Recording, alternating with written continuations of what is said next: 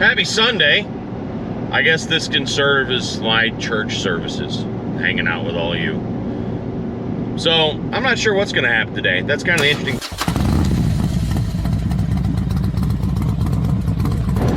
I don't even know if the intro worked, because the camera was like, your video sucks so bad, and just turning off. So the camera just said, no thank you. But I'm now past Kansas City, coming up on KCI, their airport, which is hilarious because the story goes they built KCI thinking the city was going to grow in that direction, and then it didn't.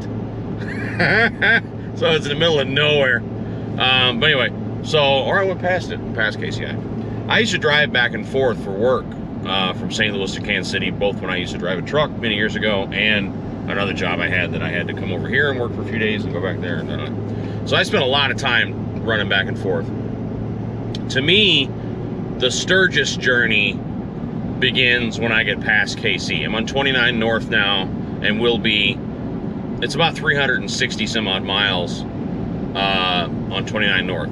So that's, a nice long stretch of the same damn highway. Nothing counting down for an interchange or anything. But this is, to me, when the journey kind of begins and you feel like you're going to Sturgis, because you're in an area that you don't go to unless you're going to Sturgis. So it's pretty cool, even though it's not a sexy drive. So I was thinking of something earlier. I'm sorry I say so much. It's just I'm driving at the same time and hard to concentrate. I saw a sign earlier for a cloth shop called Satin Stitches. And I'm like, I want to contact the owner and say, your business sounds like a plus-size porn star. I mean, think about that, Satin Stitches. You can picture, like, she's a sweet girl, and she got a real pretty face, but she big. That's a big girl. And she makes a lot of money because it's a niche. And this is in my head, I'm creating this whole story, but plus-size porn star named Satin Stitches. Or, back in the late 80s, those, like, crime dramas, they're on TV. I'm thinking it's like a seamstress that masquerades as a stripper at night so that she can solve dramas, solve crimes. Like she's a private detective seamstress that also masquerades as a stripper, and then she solves crimes. So it's like Satin Stitches. Okay. To me, it made sense. Some of you out there going, what in the hell am I doing with my life watching this goofy fat bastard rolling down the highway? But I am. So these, so you know, share a laugh and share a little funny shit that happens. But also, these are practice, because I'm trying to figure out the best ways to stitch together videos and upload them from the road, because 'tisn't easy. I mean, I have my laptop and stuff, but internet is cellular and stuff. So these are sort of practice. So thank you for watching them. They're not the most exciting videos, I'm sure, other than me just being silly, but it helps me to learn how to do this. So the one I did last night, I tried with my phone. I used iMovie and did it that way. And that works, but not my favorite way to do it, unless I had an iPad or something bigger, because working on my phone, I can't see, vision's going downhill fast. So that's it. I'll check back in a bit, but Satin Stitches, watch for that on NBC, 8 o'clock on Fridays, and join a stripper seamstress that solves crimes. Maybe just murders. I don't know. But, or maybe you're into plus-size porn. Search Satin Stitches on Pornhub. Let me know what you find. Put that down in the comments down below. We'll talk soon. So, fairly big milestone. Bumps. I'm in that South Dakota stage where the highway just does this. I'm in South Dakota. I just crossed in a minute ago. I forgot how really, and I don't mean this in a bad way, how just barren it is up. See this thing right here? This is what I'm gonna be doing for the next, Jesus. So there's just not much up here. Like it's not a very populated state. So with the exception of the Raleigh and Sturgis, and Rapid City's a decent sized town, there's not a lot up here. I mean, not a lot of industry, this, that, and the other. Just the way it is. So the last several hours, I wanted to call something out before I forget about it. Okay, this will stop a second. Jesus. I'm watching the rig back there just do this. Left lane's always better. And no, it's not. Anyway, I've been listening to my favorite book, Rebuilding the Indian. I don't know if you've ever heard of it or read it, or I both have read it and I bought it on audio through Apple. You can get it anywhere, Audible, I'm sure other places. It's a great thing to listen to on a long road trip or on the bike, because it's just a great story. To summarize, it's about this dude who used to ride and hadn't ridden in years, and life was tough and he was struggling, and you know, he needed something, and so he bought a basket case Indian Chief. And the story is him learning how to fix things, how to build it, because he's not very mechanical. Meeting a dude who becomes his mentor and friend, and it's deep, it is, but it's also funny and a great story, and we can all identify. If you're a biker, if you're a bike nut, you'll identify with this story, because he not only gets his chief together, but he gets himself together through the story. It's really great. So if you're looking for something to listen to, if you haven't left for the rally and you're going to be doing many hours in a car, buy or somehow get Rebuilding the Indian. So the author's name is Fred, Haefele. Haefele? Rebuilding the Indian. Get that book on tape, listen to it, and it'll help you pass time. Again, it's funny. There's some emotional parts. There's just a good bike knowledge. It's just a great story altogether. Another one is Zen and the Art of Motorcycle Maintenance, but Rebuilding the Indian to me is just more fun to listen to. So there you go.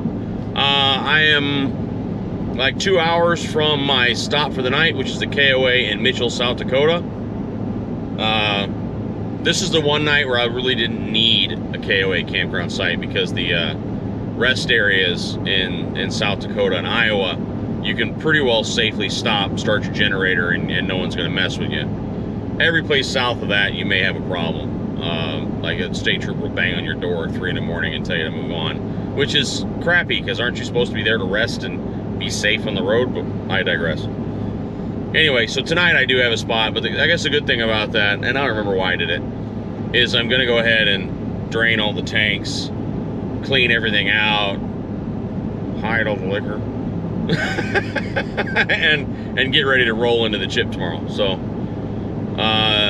only have about 4 hours of driving. I've been doing 12-13 hours today, about the same, 13 hours a day behind the wheel, and it'll be nice to only have 4 hours to do tomorrow before you get there. But so I'll check in before the night's over again. But thanks for watching these like road videos, you know, because again, they're not as exciting, they're not that much fun. I mean, maybe they are, but yeah, this is the journey so far. The only negative, it's back. I've lost 2 air tire pressure sensors. Both of them have gone dead. They probably came off. Son of a. So that's the only problem we have so far, is that 2 of my tire pressure sensors on the trailer now disappeared. They're not registering anymore. I wonder if they're still on there. I bet they came off. Anyway, let's see. Let's see if I can get rid of all 4 by the time I get there. So let's round out today's video, kiddies. My truck counter computer, when I say X hours of driving, that means hands on wheel time, because this counter, I think it only counts off when the vehicle's and truck's in gear. So it really is like drive time. So I've got 10 hours and 11 minutes behind the wheel. I've gone 662 miles, and I left 13 and a half, no, wait a minute. Yeah, okay. I left 13 and a half hours ago this morning. So there's 3 hours and 15 minutes, I guess, in there, and fuel stops and lunch. I stopped and found a park. That's okay. Fuel mileage has dropped to 8.1. Lots of hills you're climbing that last bit here. But tomorrow I'll be at the chip in like 4 hours when I take off, and I'll film that too, because I want to film like the arrival. This shows how I'm not a kid. I say film instead of video. Arriving at the chip and all that. But I had a sort of somber reminder a ways back here, and I thought I would share it. Not as a look at me drama queen type stuff, but just seriously, those of you that are coming to the rally, this is something to remember. As I was rolling up 29 before I got to 90, as I'm on now, there was a flatbed truck rolling 29 north with a totaled Road King in the back of it. And it had somersaulted, evidently. It was covered in mud and grass. The forks were completely caved in. The handlebars were pointing straight, but the wheel was turned completely perpendicular to the bike. So it had had a major front end impact into something. And then it somersaulted, and the rear end was caved in too. Bags and mud all over it and stuff. And that is a somber reminder that carelessness up here is lethal. Not to be like scary serious guy and all that crap, but people die up here every year. It's you know, we hope it doesn't happen to anyone, but the reality is a couple lives are lost every year at Sturgis. And it's normally not paying attention or drinking. Those are really the two things. You get drunk and get on your bike and you freaking die, or two, actually what it is there's unexperienced riders that haven't ridden for a long time or maybe don't ride much. They come up here and they both are inexperienced and they drink. That happens too. And that's what happens most of the time.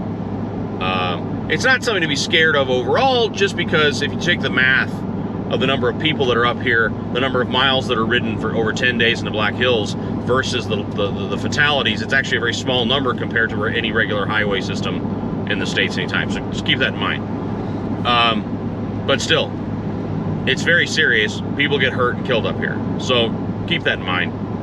And in 2015, when my dad and I first came up, not first time, but in a while came up, as we were coming into Rapid City, we actually saw a bike on fire in the median, and people trying to put it out.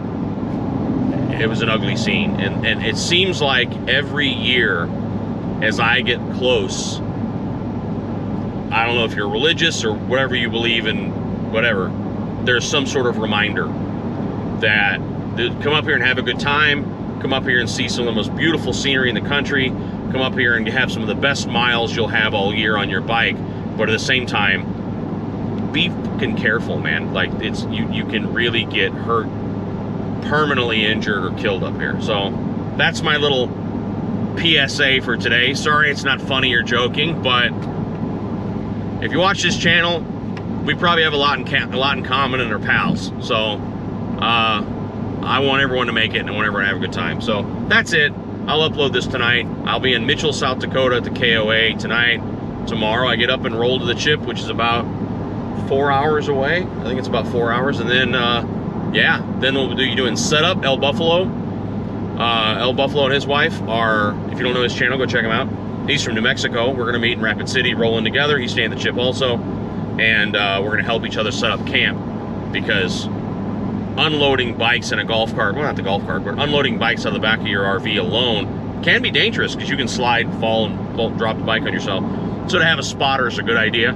So El Buffalo's going to spot me, and I'm going to spot him while we unload stuff. But that's it. That's all for tonight. Love you all to death. Take care of each other out there. We'll talk real soon. Bye.